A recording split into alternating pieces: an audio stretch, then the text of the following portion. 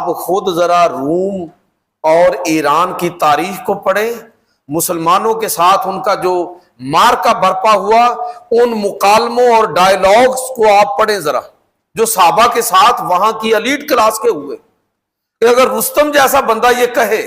جو ایران کی پوری فوجی طاقت کی قیادت کر رہا ہے، وہ یہ بات کہے کہ باقی ساری باتیں تو شاید ہم آپ کی مان لیں،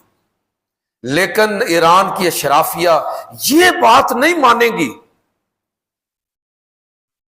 کہ عام آدمی بھی ان کے برابر ہے، کہ سارے لوگ برابر ہیں۔ یہ چھوٹی بات نہیں ہے، یہ ذات پات کے نظام پر کتنا بڑا کلہاڑا چلایا ہے اسلام نے۔ اللہ کے پیغمبر صلی اللہ علیہ وسلم نے کس طرح اس کانسیپٹ کو ختم کیا، کس طرح دنیا کو بتایا کہ کلکم لآدم وآدم من تراب، سب آدم کی اولاد ہیں۔ تو میں یہ کہنا چاہتا ہوں کہ ایران کی جو سماجی صورتحال تھی، کس طرح سماجی رویے لوگوں کے اس کے مطابق تھے،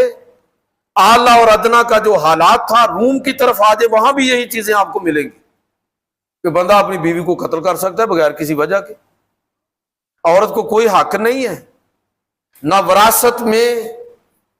نہ ہی اپنی مرضی سے نکاح میں، بلکہ حالت یہ ہے اور حد یہ ہے کہ دنیا میں ایسے لوگ موجود ہیں جن کو لوگ معلم اخلاق کہتے ہیں، کہ ارسطو جیسا آدمی وہ اگر عورت کے بارے میں اتنے گھٹیا خیالات رکھتا ہو کہ اس کو انسان کے درجے میں بھی شمار نہ کرے، اور غلام کے بارے میں بھی یہ کہے کہ غلام کی تعریف یہ ہے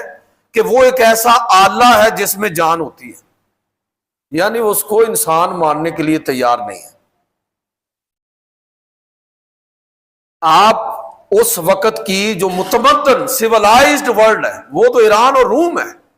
تو دیکھ لیں وہاں پر کیا صورتحال ہے۔ ایران سماجی طور پر بٹا ہوا ہے، مانی اور مزدق کے بعض کانسیپٹ ہمارے ہاں اردو ادب کے اندر بھی پائے جاتے ہیں۔ یہ کیا تھے؟ یہ لوگ وہاں کے رول ماڈل تھے، تو آپ ان کی زندگی اور ان کے خیالات کو پڑھیں کہ مانی کہتا ہے کہ انسان کو زندہ ہی نہیں رہنا چاہیے،